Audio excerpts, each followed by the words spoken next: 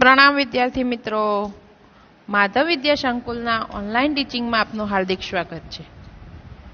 વિદ્યાર્થી મિત્રો, આપણે લાઈવ લેક્ચરની અંદર ચેપ્ટર 1 એટલે કે કાવ્ય 1 તેરી હે જમી સમજી ગયા. કાવ્યનું ગાન અને કાવ્યનો ભાવાર્થ. તો હવે આપણે અહીં આગળ અભ્યાસ અને સ્વાધ્યાયની ચર્ચા કરીશું. તો સૌપ્રથમ प्रश्न 1 है कि यह प्रार्थना छात्रों को टेप रिकॉर्डर या मोबाइल के जरिए सुनाए और उसका समूहगान करवाए. तो आपणे अत्यारे आपणा घरे मोबाइल होय तो मोबाइल नी अंदर सांभળી શકીએ છીએ. मोबाइल नी अंदर तमे लखशो तेरी है जमी तो तमने आ काव्य तमने मળી જશે गूगल नी अंदर अथवा यूट्यूब नी अंदर. तो તમે બધા સાંભળી લેશો. હવે આપણે પ્રશ્ન 2 પર જવાનું છે કે પ્રશ્ન 2 निम्नलिखित प्रश्नों के उत्तर दीजिए. तो एमा प्रश्न 1 आपके मत से सृष्टि में सर्वोपरि कौन है, क्यों? तो આપણે વિદ્યાર્થી મિત્રો એનો હવે જવાબ જોઈશું કે मेरे मत से सृष्टि में ईश्वर ही सर्वोपरि है क्योंकि वह सर्वशक्तिमान है. वह जिसे बचाना चाहे उसे वो कोई मार नहीं सकता और वह जिसे मारना चाहे उसे कोई बचा नहीं सकता. इसके लिए मेरे मत से सृष्टि में सर्वोपरि ईश्वरी है. क्वेश्चन 2 आप भगवान से क्या प्रार्थना करते हैं? तो जवाब एनो छे कि हम भगवान से यह प्रार्थना करते हैं कि वे लोगों पर अपनी कृपा दृष्टि बनाए रखे. लोग किस हालत में है उसकी वे हमेशा खबर लेते रहे. हाँ, प्रश्न 3 छे आप ईश्वर से प्रार्थना किस समय करते हैं, क्यों? तो एनो जवाब छे मैं सुबह उठते ही तब और रात को सोने के समय ईश्वर की प्रार्थना करती हूँ. यह समय ही मुझे प्रार्थना के लिए अनुकूल लगता है. आ प्रश्ननो जवाब मैं तमने बधाने જ્યારે આપણે લાઈવ લેક્ચર ચાલતા હતા ત્યારે સમજાયેલો જ છે. તો ફરીથી અહીંયા આગળ પ્રશ્ન આવ્યો છે તો તમારે બધાએ ફરજિયાત પ્રશ્નોના જવાબ લખવાના જ છે. હવે ચોથો છે भिन्न भिन्न धर्म के लोग प्रार्थना करने के लिए कहाँ कहाँ जाते हैं? तो जवाब एनो छे भिन्न भिन्न धर्म के लोग अपने अपने पूजा स्थानों में प्रार्थना करने के लिए जाते हैं. हिंदू मंदिर में, मुसलमान मस्जिद में, ईसाई चर्च में, सिख गुरुद्वारा में और पारसी अगियारी में प्रार्थना करने के लिए जाते हैं. तो आ तो प्रश्न नंबर 2. હવે આપણે પ્રશ્ન નંબર 3 જોઈશું કે પ્રશ્ન નંબર 3 ની અંદર શું છે. તો પ્રશ્ન નંબર 3 છે निम्नलिखित शब्द को शब्दकोश क्रम में अनुसार लिखिए. तो पहला આપણે પ્રશ્ન જોઈ લઈએ પછી એનો જવાબ જોઈશું.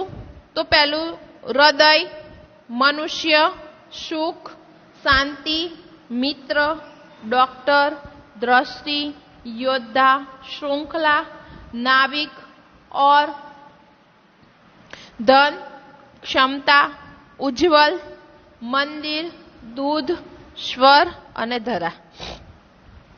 તો હવે વિદ્યાર્થી મિત્રો આપણે જોઈશું એનો જવાબ. તો પહેલું આવશે ઉજ્જવલ, પછી और, क्षमता, डॉक्टर, दूध, दृष्टि, धन, धरा, नाविक, मंदिर, मनुष्य, मित्र, योद्धा, शांति, श्रृंखला, सुख, स्वर અને હૃદય. આ આપણા પ્રશ્ન 3 નો જવાબ હતો. તો આવી રીતે શબ્દકોશમાં બધાએ જ લખવાનું છે. પછી છે પ્રશ્ન 4.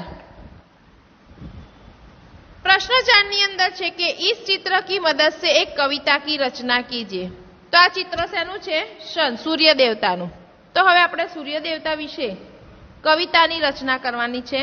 તો આપણે 2-4 વાક્ય લખવાના છે. તો લખીશું, હે સૂર્ય દેવતા, હે जीवन दाता, तुम हो हमारे पिता और माता, तुमसे होती है सुबह और शाम, तुम्हें देखते हो हमारे सब काम, धरती का कण कण तुम्हारे गुण गाता, तुमसे बड़ा है कोई न दानी, तुमसे मिलते प्रकाश और पानी, तुमसे सारा जहान सुख पाता, है सूर्य देवता, है जीवन दाता. હવે આપણે પ્રશ્ન નંબર 4 જોયો. હવે આપણે જોઈશું પ્રશ્ન નંબર 5. તો પ્રશ્ન નંબર 5, वचन बदलकर वाक्य फिर से लिखिए.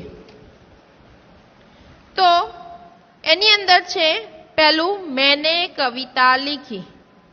તો એનો જવાબ આવશે, हमने कविताएं लिखी. એક વચનમાંથી બહુવચન કરવાનું છે. બીજું, यह मेरी किताब है, ये हमारी किताबें है. ત્રીજું, इसे लड्डू दे दो. તો જવાબ છે, इन्हें लड्डू दे दो. તો આ હતું આપણું અભ્યાસ. હવે આપણે આગળ જોઈશું સ્વાધ્યાય. સ્વાધ્યાયનો પ્રશ્ન નંબર 1. સ્વાધ્યાયના પ્રશ્ન નંબર 1 ની અંદર निम्नलिखित प्रश्नों के उत्तर दीजिए. पहला प्रश्न है, कवि ईश्वर से क्या चाहते हैं?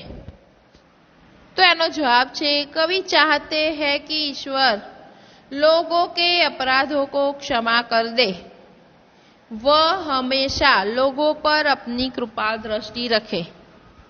दुनिया के लोग किस हालत में है इसकी वह हमेशा खबर रखे और दुनिया पर आने वाली आफतों को दूर करे. હવે પ્રશ્ન નંબર 2, तू अपनी नजर हम पर रखना, ऐसा कवि क्यों कहते हैं? तो एनो जवाब है कि ईश्वर की इच्छा से ही दुनिया में हमारा जन्म हुआ है. उसी की कृपा से हमें यह शरीर और प्राण मिले हैं. हमारा जीवन उसी के भरोसे है, क्योंकि वही हमारा रखवाला है. भगवान ज अपना भगवानी ईश्वरी हमारी रखवाली करते हैं, इसके लिए हमारा जीवन उसी के भरोसे है. इसलिए कवि ईश्वर से हम पर अपनी नजर यानी कि कृपा दृष्टि रखने के लिए कहते हैं. હવે છે પ્રશ્ન નંબર 3, कवि किसे सबसे ताकत वाला मानते हैं, क्यों? तो कवि ईश्वर को सबसे ताकत वाला मानते हैं. ईश्वर सर्वशक्तिमान है, वह सब कुछ कर सकता है. वह जिसे चाहे उसे जीवन दे सकता है और जिसका चाहे उसका जीवन ले सकता है. वह हर आफत को दूर करने के समर्थन है. इसलिए कवि ईश्वर को सबसे अधिक ताकत वाला मानता है. चौथा प्रश्न है, कवि खुदा से क्या कहना चाहते हैं? तो एनो जवाब है, कवि खुदा से यह कहना चाहते हैं कि वह सर्वशक्तिमान और दयालु है. हम सभी लोग ईश्वर के सामने सिर झुकाकर खड़े हैं. वह सब पर अपनी कृपा दृष्टि बनाए रखे और लोगों पर आई हुई विपत्तियों को दूर करता रहे. तो आ तो प्रश्न नंबर 1 स्वाध्यायનો. હવે પ્રશ્ન નંબર 2 છે આપણે કે दिए गए भाव के आधार पर काव्य पंक्तियां लिखिए. तो આપણે બધાએ કાવ્ય પંક્તિ ગાઈ છે, તો આપણને થોડું થોડું ખબર પડી જ જશે. તો એમાં પહેલું છે, है ईश्वर तेरी कृपा से मुझे शरीर और प्राण मिले हैं, चाहे जो भी हो तुम अपनी कृपा दृष्टि हम पर रखना, हम पर सदा रखना। तो આપણે એની અંદર કઈ કાવ્ય પંક્તિ આવશે? तेरी रहमत से हम सबने ये जिस्म ओझा पाए हैं, तू अपनी नजर हम पर रखना, किस हाल में है ये खबर रखना। હવે કાવ્ય પંક્તિ 2 માં શું છે કે હે પ્રભુ, ये सारा संसार तेरा है, तू बड़ा दयालु है, तू हम पर अपनी दया दृष्टि रखना। तो એનો જવાબમાં કઈ કાવ્ય પંક્તિ આવશે જોઈ લઈએ। तेरी है जमी तेरा आसमान, तू बड़ा मेहरबान, तू बख्शिश कर। तो આ પ્રશ્ન નંબર 2 હતો। હવે આપણે જોઈશું પ્રશ્ન નંબર 3। प्रश्न नंबर 3, अपूर्ण काव्य पूर्ण कीजिए। तो प्रश्न नंबर 3 में कविता है, मेरी प्यारी प्यारी गाय, घर की राजदुलारी गाय, जो भी देखे खुश हो जाए, ऐसी न्यारी मेरी गाय, मेरी प्यारी प्यारी गाय। बस आपणे आमां फक्त 4 લીટી ज लखवानी छे। त्यार पछी प्रश्न 4 અને 5। प्रश्न 4 तमने मैं पहला प्रश्न अभ्यासना पहला प्रश्न में तमने कीधुं हतुं के आपणे आ प्रार्थना गीत मोबाइल पर जोई लईशुं।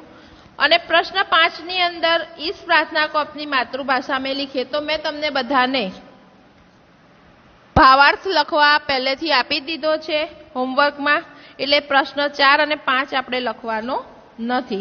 एटले अहीं आगळ आपणुं अभ्यास अने स्वाध्याय बंने पूर्ण थाय छे। અને આગળનું વ્યાકરણ આપણે લાઈવ લેક્ચરની અંદર જોઈશું। અસ્તુ, પ્રણામ।